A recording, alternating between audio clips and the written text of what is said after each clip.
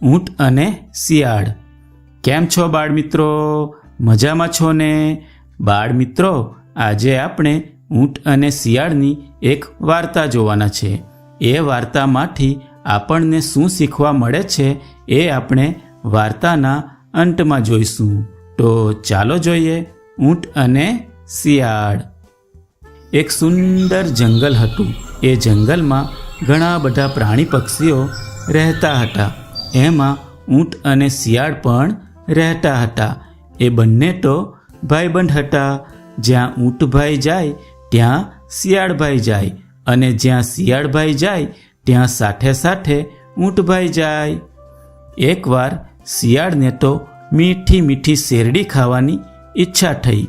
તેથી તેણે ઊંટભાઈને કહ્યું, ઊંટભાઈ, મને મીઠી મીઠી શેરડી ખાવાની ખૂબ ઈચ્છા થઈ છે. શેરડી તો મારે પણ ખાવી હતી, પણ શેરડી તો આ જંગલમાં ક્યાંય નથી. શેરડી ખાવા માટે તો આપણે જંગલના છેવાડે આવેલી નદીને પેલે પાર આવેલા ગામના ખેતરમાં જવું પડશે. ઊંટભાઈએ કહ્યું. શિયાળભાઈ કહે, વાંધો નહીં, ચાલો ને આપણે ત્યાં જઈએ. સારું, તો ચાલો જઈએ. ઊંટભાઈએ કહ્યું. અને પછી બંને મિત્રો શેરડીના ખેતર સુધી પહોંચવા માટે નીકળી પડ્યા. ઘણો બધો સમય ચાલ્યા પછી એ બંને મિત્રો તો જંગલના છેવાડે પહોંચી ગયા. બંનેએ ત્યાં જઈને જોયું તો નદીને પેલે પાર ગામડાના ખેતરો હતા, જેમાં સરસ મજાની શેરડીઓ હતી. શિયાળભાઈને તો શેરડીઓ જોઈને મોંમાં પાણી આવી ગયું. ઊંટભાઈ પણ શેરડીઓ જોઈને ખૂબ ખુશ થઈ ગયા. ચાલો ત્યારે આપણે નદીને પેલે પાર જઈને શેરડી ખાઈએ. ઊંટભાઈએ કહ્યું. શિયાળભાઈ કહે, ઊંટભાઈ, પણ મને તો તરતા નથી આવડતું, તો હું કેવી રીતે આવું? ઊંટભાઈ કહે, અરે શિયાળભાઈ, તમે એની ચિંતા ના કરો. તમે મારી પીઠ પર બેસી જાઓ, હું તમને નદીને પેલે પાર લઈ જઈશ. શિયાળભાઈ તો ખુશ થઈ જાય છે. સારું ઊંટભાઈ. એમ કહી શિયાળ ઊંટની પીઠ પર બેસી જાય છે. અને પછી ઊંટભાઈ ધીમે ધીમે નદીમાં ઉતરે છે અને નદી પાર કરવા મંડી પડે છે.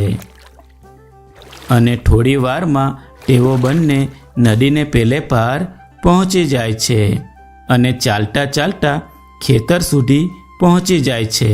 અને જુએ છે તો ખેતરમાં તો ખૂબ જ સરસ મોટી મોટી અને તાજી તાજી શેરડીઓ હતી. શિયાળ કહે, ચાલો ઊંટભાઈ, ખેતરમાં જઈને શેરડી ખાઈ લઈએ. ત્યાં જ ઊંટભાઈની નજર ખેતરથી થોડે દૂર ઝાડના છાંયડામાં ખાટલા પર સૂટેલા ખેતરના માલિક પર પડી. તેથી ઊંટભાઈએ તો શિયાળને સમજાવતા કહ્યું કે, જો શિયાળભાઈ, આપણે ખેતરમાં શેરડી ખાવા તો જઈએ, પણ ત્યાં જઈને તમે કોઈ અવાજ પાડતા નહીં અને છાના માના શેરડી ખાઈ લેજો. જો ખેતરનો માલિક જાગી જશે તો આપણને બંનેને બહુ મારશે. શિયાળભાઈ કહે, સારું ઊંટભાઈ. પછી તો બંને મિત્રો ખેતરમાં છાના માના જાય છે અને શેરડી ખાવાનું શરૂ કરે છે. ભરપેટ શેરડી ખાધા પછી શિયાળને તો ગાવાની ઈચ્છા થઈ. તેથી તે તો ઊંટભાઈને કહે છે, ઊંટભાઈ, મને તો સ્વાદિષ્ટ ભોજન કર્યા પછી ગાવાની ઈચ્છા થઈ જાય છે, તેથી હું તો ગાઉં છું.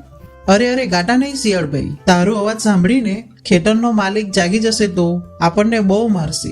ઊંટભાઈએ કહ્યું. પણ શિયાળે તો ઊંટની વાત માની નહીં અને એ તો ગાવાનું શરૂ કરે છે.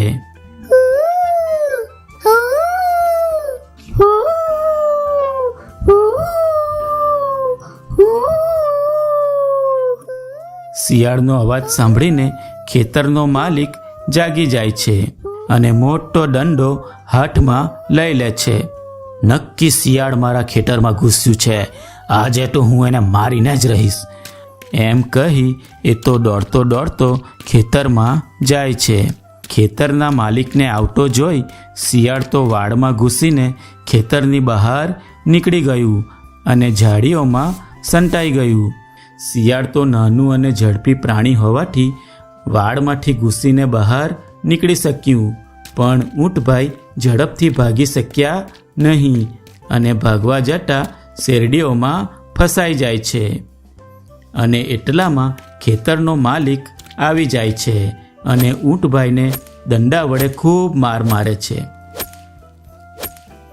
ઊંટભાઈ તો જેમ તેમ કરી ત્યાંથી બચીને ખેતરની બહાર નીકળી જાય છે. ઊંટભાઈને તો શિયાળ પર ખૂબ ગુસ્સો આવી રહ્યો હતો. શિયાળ તો નદીના કિનારે ઊંટભાઈની રાહ જોઈને બેઠું હતું. દૂરથી શિયાળને જોઈને ઊંટભાઈ તો મનમાં જ નક્કી કરે છે કે આજે તો હું શિયાળની દગાખોરીનો બદલો લઈને જ રહીશ. ઊંટભાઈ ચાલતા ચાલતા નદીને કિનારે શિયાળ પાસે પહોંચી જાય છે. શિયાળ કહે, ઉઠભાઈ મને માફ કરજો. મને ખબર જ ના હતી કે ખેતરનો માલિક આવી જશે. ચાલો ફરી પાછા આપણે આપણા જંગલમાં જતા રહીએ. ઊંટભાઈ તો કાંઈ બોલ્યા નહીં અને છાનો માનો નીચે નમે છે અને શિયાળ એના પીઠ પર ચડીને બેસી જાય છે. ઊંટભાઈ તો છાનો માનો નદીમાં ઉતરે છે અને નદીમાં ધીમે ધીમે જવા માંડે છે. નદીના વચ્ચે પહોંચીને ઊંટભાઈએ શિયાળને કહ્યું, શિયાળભાઈ મને તો નદીમાં આડોટવાની ઈચ્છા થઈ છે. અરે ના ઉઠભાઈ, એવું ના કરતા. હું પડી જઈશ નદીમાં. શિયાળ બોલ્યું, પણ મને તો સ્વાદિષ્ટ અને ભરપેટ ભોજન કર્યા પછી આડોટવાની ઈચ્છા થઈ જ જાય છે. ઊંટભાઈએ કહ્યું અને પછી ઊંટભાઈ તો પાણીમાં આડોતવા માંડે છે. અરે ઉઠભાઈ, એવું ના કરો. પણ ઊંટભાઈ તો પાણીમાં જોરથી આડોતવા માંડે છે અને શિયાળ તો ઊંટની પીઠ પરથી સરકી જાય છે અને નદીના પાણીમાં પડે છે. બચાવો. કરતું પાણીના વહેણમાં દુખતું તણાઈ જાય છે અને પછી ઊંટભાઈ તો ધીમે ધીમે નદી પાર કરી પોતાના જંગલમાં ફરી જતો રહે છે. તો બાળ મિત્રો, મજા આવીને વાર્તા જોવામાં? બાળ મિત્રો, આ વાર્તા દ્વારા આપણે એ શીખવું જોઈએ કે જેવા કામો કરીએ તેવા ફળો આપણને મળે છે. આપણે વાર્તામાં જોયું કે શેરડીના ખેતરમાં ઊંટભાઈના સમજાવ્યા છતાં શિયાળ માન્યું નહીં અને ગાવા માંડ્યું અને તેથી ખેતરનો માલિક આવી જતા ઊંટભાઈને માર ખાવો પડ્યો. તેથી ઊંટભાઈએ પણ શિયાળની દગાખોરી અને લુચ્ચાઈનો બદલો લેવા માટે તેને નદીના વચ્ચે જઈ આડોતીને પાડી દીધો અને આમ શિયાળની લુચ્ચાઈનું ફળ એને મળી જાય છે. બાળ મિત્રો, આ વાર્તામાં બીજું આપણે જોઈએ તો જંગલમાં ભોજનનો ભંડાર હોવા છતાં લાલચમાં આવીને ઊંટભાઈ શિયાળ સાથે કોઈના માલિકીના ખેતરમાં ગયા. તેથી પણ ઊંટને માર ખાવો પડ્યો અને શિયાળને પાણીમાં તણાવવા પડ્યું. બરાબર? તેથી બાળ મિત્રો, આ વાર્તા થકી આપણે એ શીખી શકીએ કે જેવું કામ કરીએ તેવું મળે. બરાબર?